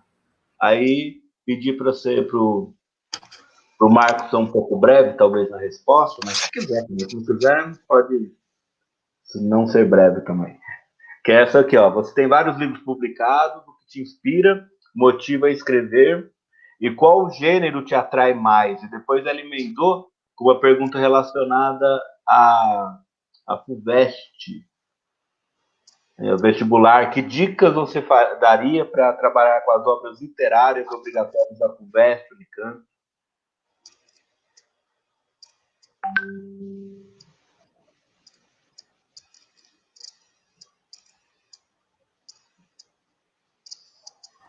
Tá fechado. Tava anotando aqui, desculpa. Bárbara, ó, eu vou começar pela segunda, que eu acho que é mais rápido. A literatura obrigatória, né, a literatura universitária, ela tem uma concepção diferente, né? Por quê? Porque ali está sendo avaliado um conteúdo prévio que a pessoa tem para ingressar nesses meios. Ali, então, existe uma obrigatoriedade de você conhecer esses temas. Por quê? Porque esses temas estão relacionados à sua carreira profissional, né? ao seu ingresso na universidade e carreira profissional como um todo, acadêmica. Essa pergunta é interessante porque me lembrou que aqui em Monte Alto foi criada, e eu estou podendo fazer parte disso, uma Academia Monte Altense de Letras. Dentro dessa Academia Monte Altense de Letras, nós estamos criando um núcleo de estudo bibliográfico. Esse núcleo de estudo bibliográfico dentro da Academia Monte Altense de Letras é justamente para criar grupos de estudo e grupos de trabalho para literaturas acadêmicas, literaturas que fazem parte de vestibulares, do Enem a vestibulares. Isso é interessante também, porque você traz para o real, né? Você começa a incentivar desde antes esse tipo de leitura, que é uma literatura um pouco mais densa. Então, entra naquela ideia que a gente falou de se incentivar literaturas um pouco mais complicadas. Infelizmente, não tem como a gente escapar disso, né? A literatura é obrigatória dentro dos vestibulares e tem que acontecer. Desculpa, engasguei aqui. Aquela ideia de ler o resumo, ela não cola muito, né? Ou de ter uma aula, às vezes a gente vê aulas sobre livros, né, no YouTube. Ela não contempla muito, porque você tem que estar um pouco mais aprofundado. Mas assim, ó, uma dica que eu daria para as pessoas agora coletivizadas, assim, criem grupos de leitura, porque a gente conhece vários clubes de leitura, né? Mas criem nesses clubes de leitura literatura acadêmica, porque isso ajuda bastante, né? Agora, sobre a segunda. Só um comentário sobre... Se eu conseguir responder alguma coisa, João, até me lembra aí, tá? Só um comentário sobre a primeira, né? Como você disse, leitura acadêmica, né? Porque um livro, ele permite outras leituras, né? Sim, lógico, tudo tem que ter um propósito, ali, um entendimento coerente da leitura, claro. E eu dou o seguinte exemplo, muitas vezes, quando eu vou trabalhar até com leitura obrigatória, um dos exemplos que eu dou é que aos 12 anos eu li Dom Casmurro. Não li o livro inteiro de Dom Casmurro, comecei a ler Dom Casmurro. E a primeira fase do Bentinho com 12 anos, eu entendi, eu compreendi. Por quê? Porque eu vivenciava coisas parecidas, então houve identificação. Eu tinha 12 anos, aí ele cresceu, começou a ter uma relação mais adulta, né, dos acontecimentos do livro, e aí eu parei de ler, não quis mais ler e só fui retomar essa leitura, né, no ensino médio. Então, a gente capta a obra literária de um modo, quando lemos livres de obrigação, e outra quando temos que afunilar entendimentos. E no vestibular a gente tem que afunilar o entendimento. É por isso que se trata de uma leitura acadêmica. Sim. Só para complementar. Perfeito, João. É bem isso, porque parece que eu estou falando de literatura científica, né? E não é. É a literatura que é exigida dos clássicos aos contemporâneos, porque está se usando muito o autor contemporâneo agora, né? É um convite aí, Marco. Apareceu para os alunos do terceiro. Pô, com certeza, Bárbara, tá? Pô, fico muito feliz. Acho que até minha careca vai ficar vermelha aqui agora, assim. Obrigado, eu participo sim, Bárbara. Obrigadão. Vai ser muito prazeroso para mim. E assim, ó, para entrar na segunda, o João, Arnaldo e para a Bárbara, o que inspira a minha produção literária? Só para voltar na questão anterior, eu tive uma relação com a universidade que foi muito, muito estranha para mim. Foi quando uma faculdade aqui da região de Jaboticabal, o Moura Lacerda, usou um texto meu como referência num vestibular. Mas, assim, eu não fiquei sabendo disso, eu fiquei sabendo depois, porque a minha irmã, ela fez esse vestibular, eu morava no Rio Grande do Sul, eu estava alheio a isso, eu nem sabia o que estava acontecendo. Só que o engraçado é que não foi dentro da minha bibliografia nenhuma, assim, não era de livro meu, era um artigo meu sobre violência contra a mulher. E foi usada como base para redação. Eu achei bem bacana isso, foi bem legal ter participado, porque isso mostra que as universidades e faculdades, elas estão abertas e estão dispostas a temas fora do mundo científico, né? Porque são temas que estão representados na sociedade mesmo. Agora sim, ó, respondendo de verdade, para eu não ocupar muito vocês mais. Eu tive, em alguns momentos da vida literária, né, da produção, a inspiração em alguns livros. Desculpa, esse daqui eu vou ter que dar um salve para ele também, o Brunão. Brunão, obrigado, hein? O Brunão é um companheiro nosso aqui de Monte Alto, é escritor também, está escrevendo um livro agora, está se tornando escritor, mas ele já é escritor de letras, porque ele é letrista do hip hop, do rap, conteúdos fabulosos, assim, trabalha com coletivos de cultura também.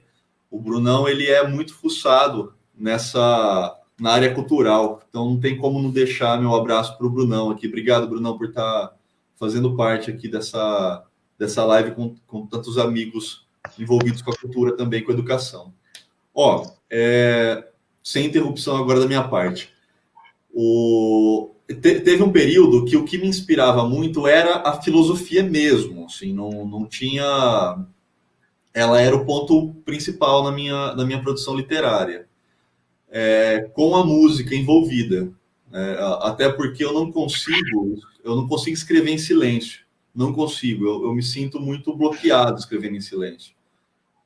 Eu preciso de música, eu preciso de uma bagunça que eu crie, assim, né? Por exemplo, barulho de gente, barulho de gente eu não consigo, mas se eu tiver no meu quarto, abração, Brunão, se eu tiver com o meu quarto fechado, com o volume no 12, eu consigo criar, eu consigo produzir, porque é um tipo de caos que me auxilia. Agora, assim, barulho externo, não consigo. Então, a música me influencia muito, o cinema me influencia muito. Esses dias eu assisti um livro muito, ou melhor, perdão, eu assisti um filme que me inspirou muito, que é um filme de um autor russo.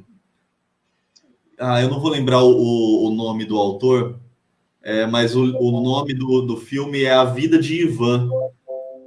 Esse filme, ele, se eu não me engano, eu posso estar errado, mas ele é do final dos anos 60, começo dos 70, ou 1968, se eu não me engano.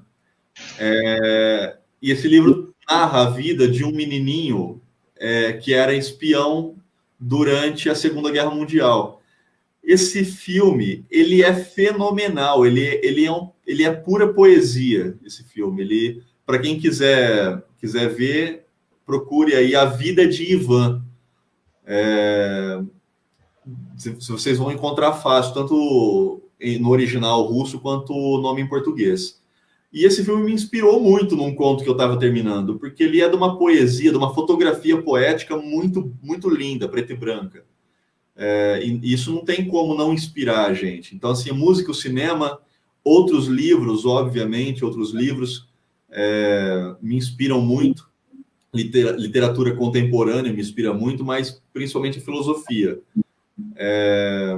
E isso está atrelado à minha origem da literatura. Assim, eu comecei com isso, né? E acabou me inspirando mais. Até os contos, quando eu lancei o Conturbado, que foi o último, que é um conto de suspense, dentro dele existe propositadamente e não propositadamente, existe uma tendência filosófica e uma crítica social.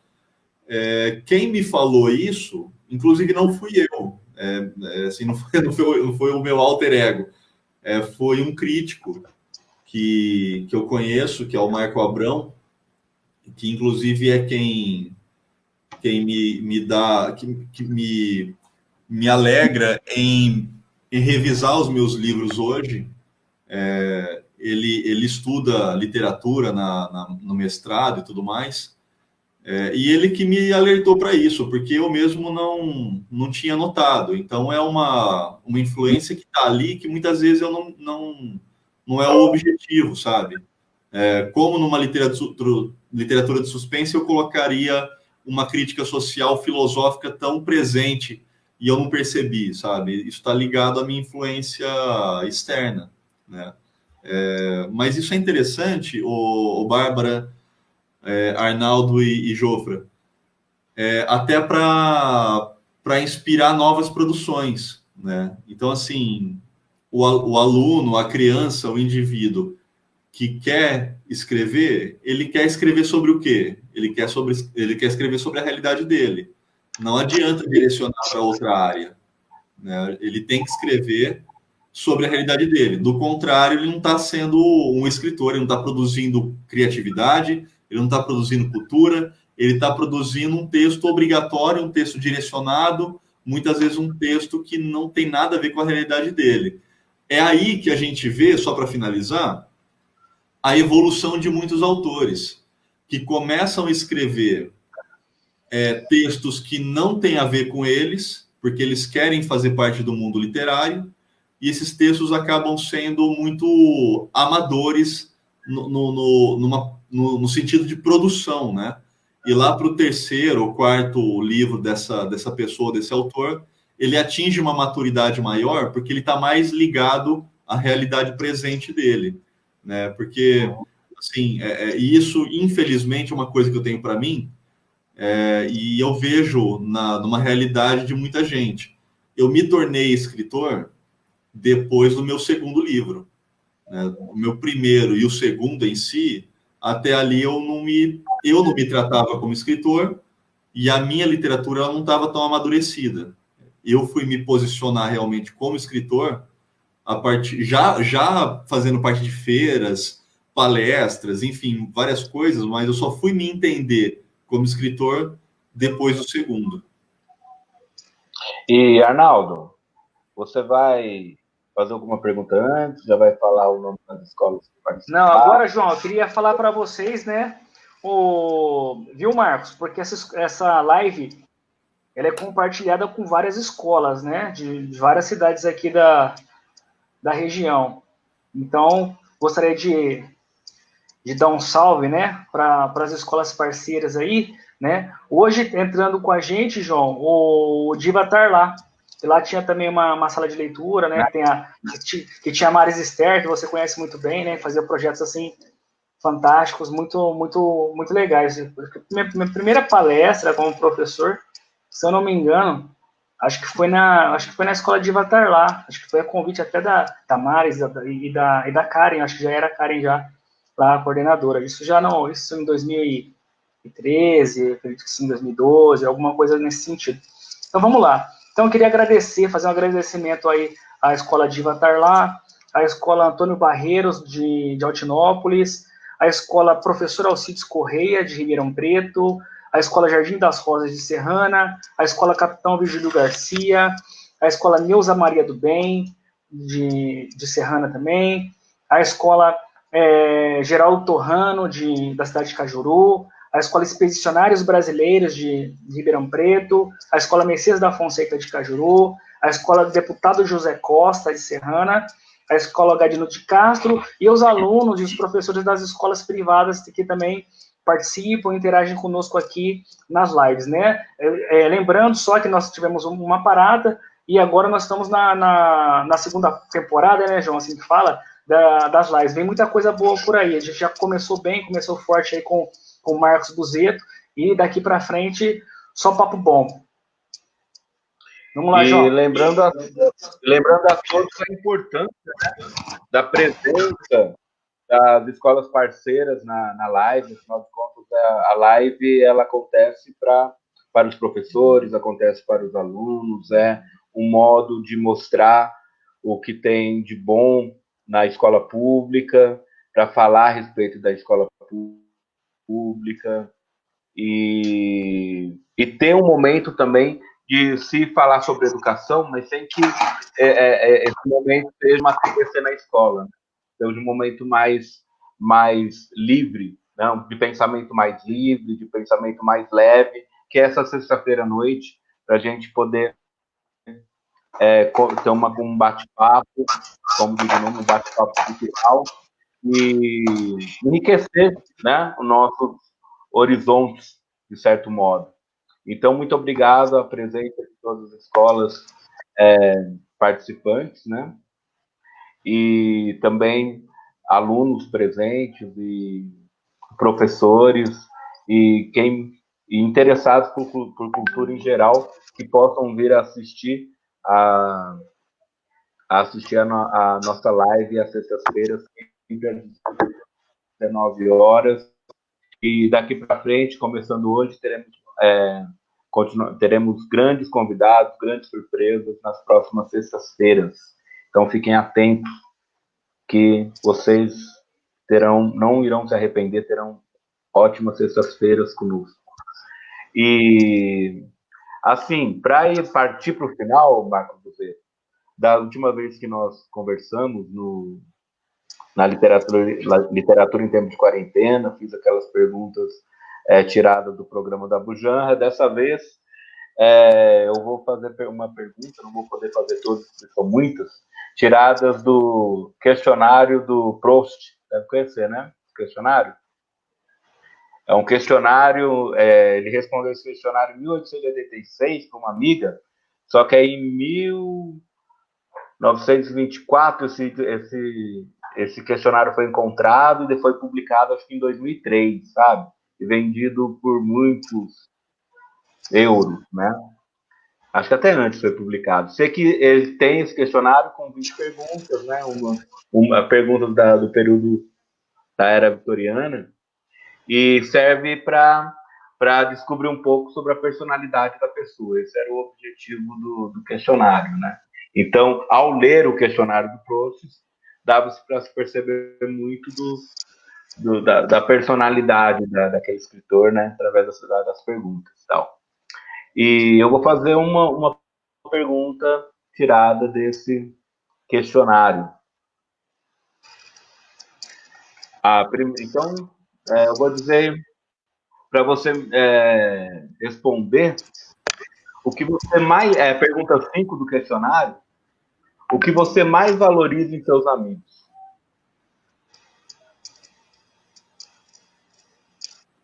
Nossa. Os meus amigos, Isso. né? O que você mais valoriza em seus amigos? Vamos ver se você responder igual ao Proust. É o Proust, né? A pronúncia. Caramba, cara.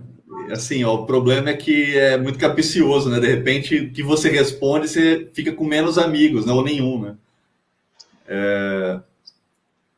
Olha, eu valorizo a existência deles, primeiramente. Assim, a existência de todos os meus amigos, de atuais a passageiros e ex-amigos, né? Que se tornaram colegas ou se desligaram, a existência deles na minha vida contribuiu muito para quem eu sou, né? Para eu me tornar a pessoa que eu sou hoje. Porque todos nós somos influência ou melhor, sofremos influência, somos influências e construções da sociedade, né? E todos eles fazem parte dessa construção de quem é o Marco Buseto hoje. E, assim, especificamente o que eu valorizo neles, além da existência, eu acho que é a capacidade que eles possuem de ter paciência comigo. Assim. Eu não devo ser uma pessoa muito fácil de lidar, e todos eles têm uma paciência de Jó para lidar comigo, então não tem como valorizar. Eu não sei se o Proust responderia isso hoje em dia, né? Hoje em dia a gente tem que levar em consideração o contexto, né? Ele falou sobre o carinho e tal também, relacionado aos amigos. A resposta dele foi ter carinho por mim e se a sua personalidade extraordinária o bastante para que seu carinho seja ainda mais valioso. Né?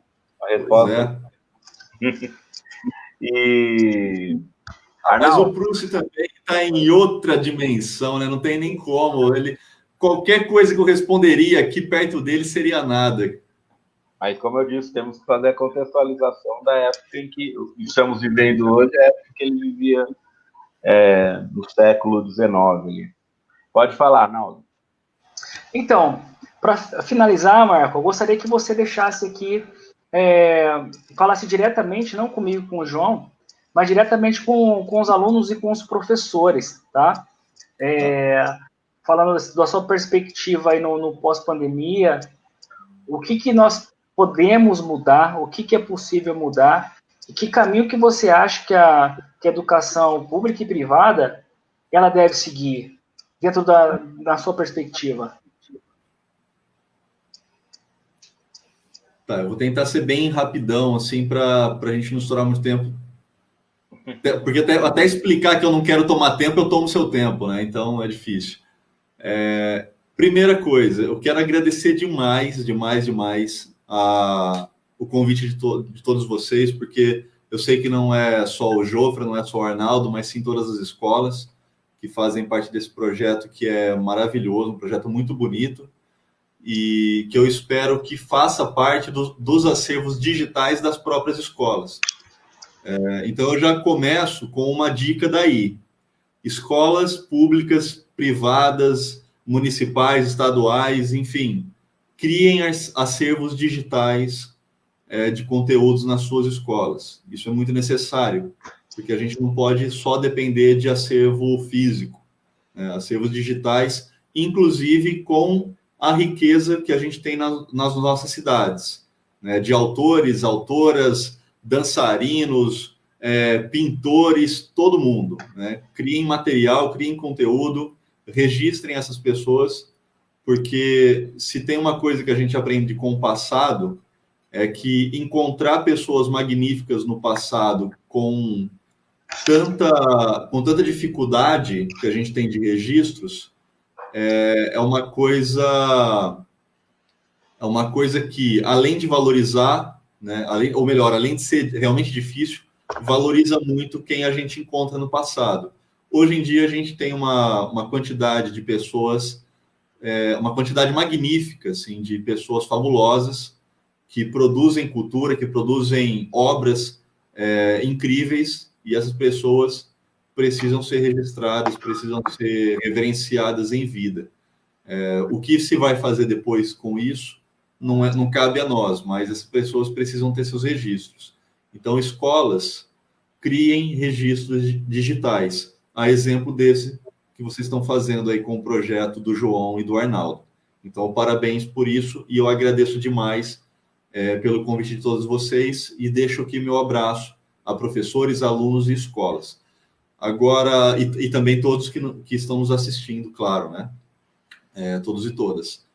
Agora, o que eu daria de dica para a gente tentar ter uma escola pública melhor? Primeira coisa, valorização da escola pública. Valorizem a escola pública, valorizem o professor de escola pública, valorizem a estrutura da escola pública, valorizem os funcionários todos da escola, dos agentes de limpeza, agentes da cozinha, das cantinas, enfim, bibliotecários, bibliotecárias, a valorização da estrutura da escola como um todo vai fazer a gente valorizar a educação pública. E essa valorização é urgente. Todos os países que evoluíram em pouco ou longo tempo, né, em curto ou longo tempo, evoluíram por conta do investimento na educação. E esse investimento não está só ligado ao investimento monetário, está ligado à valorização do profissional da educação, que não é só o professor, a gente sabe disso, né? Na docência, sim, mas o profissional da educação envolve toda a estrutura. Então, eu parto desse princípio: valorizem a educação e defendam a educação.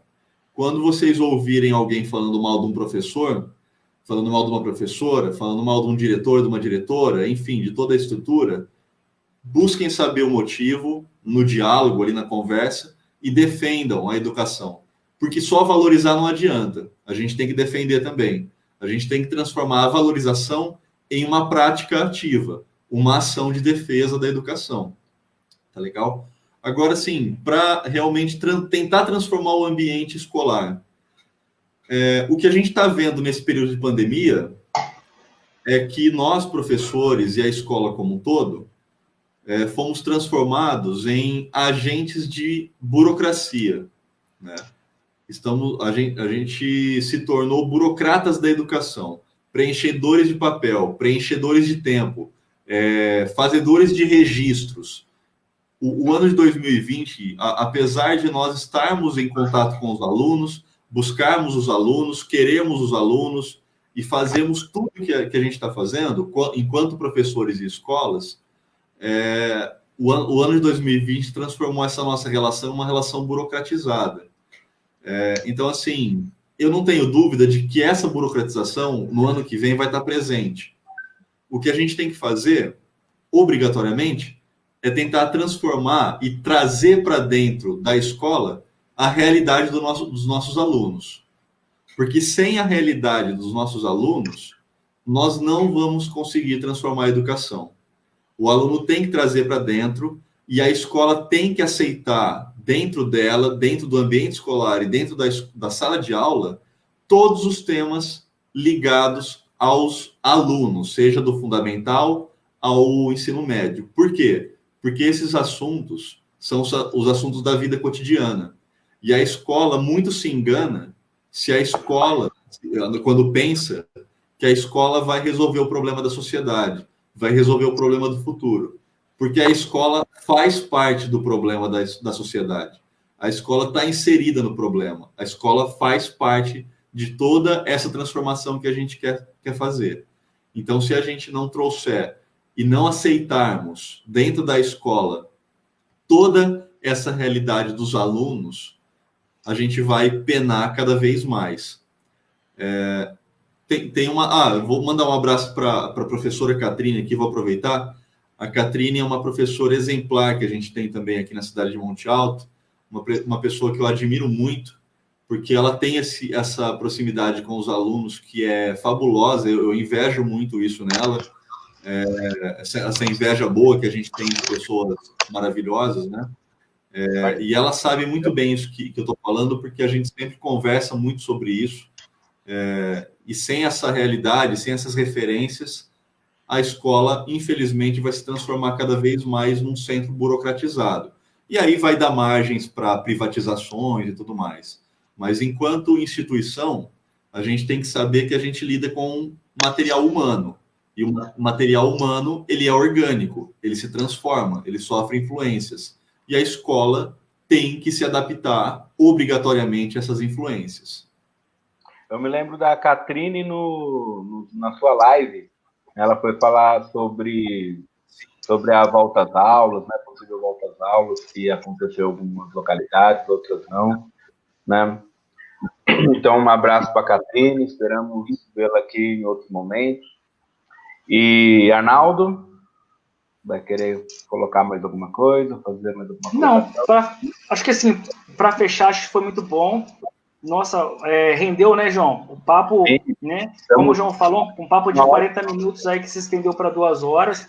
E teríamos muitas coisas ainda para falar, né? Enfim. E, na verdade, eu queria deixar agora, Marco, um espaço para você fazer aí seus últimos agradecimentos, falar onde nós achamos você, né? Nas redes sociais, dar endereço eletrônico. Como adquirir seus livros. Como adquirir seus livros, isso, ótimo. Sim. Olha, eu vou começar então falando do site, né? Quem quiser, o nome que está aqui na live aqui é marcobuzeto.com.br, né? O site é o mesmo nome. Ele está um pouco desatualizado, mas ali tem vários dos meus materiais, inclusive para fazer o download dos livros que não foram tão finalizados e tudo mais, mas tem todo o material completo ali. Não foram bem acabados, mas o material completo está ali. Tá faltando um ou outro, mas com o tempo eu vou atualizar. Agora, assim, para fazer parte, assim, trocar uma ideia, eu sempre gosto muito de quando alguém entra em contato comigo, porque sempre me trazem muitos assuntos bons, assim, para discutir. Então, é aqui na rede mesmo, no Facebook, Marco Buzeto mesmo. Tem a página também aqui, mas eu estou usando pouco a página, porque eu migrei, a página era uma antiga, agora é nova, então estou usando mais o perfil, Marco Buzeto mesmo. No Instagram, a mesma coisa, digitar lá Marco Buzeto vai aparecer, professor ou só Marco Buzeto, e no Twitter também. Tá? Então, todas as redes sociais aí, as principais, é só dar um toque lá, seguir, comentar, que eu sempre interajo também, porque eu gosto muito de interação. E aí, para finalizar, eu agradeço novamente todos e todas vocês. Fico muito feliz por vocês estarem promovendo esse tipo de live, esse tipo de conteúdo. E eu espero que exista uma adesão, seja hoje ou seja futura, aí a posteridade possa ver e compartilhar esses conteúdos vossos, porque é muito necessário mesmo. Nunca vai ser, e eu tenho certeza disso, nunca mais vai ser por falta de conteúdo, né? Porque está se produzindo uma quantidade de conteúdo muito boa, muito rica, muito bacana. Então, eu deixo meus parabéns e agradeço novamente a participação aí, de todos os que mandaram um abraço e recebam meu abraço novamente. A gente que agradece a sua presença, Marco Buceta. E até a próxima, e adoramos o novo visual. Abraço.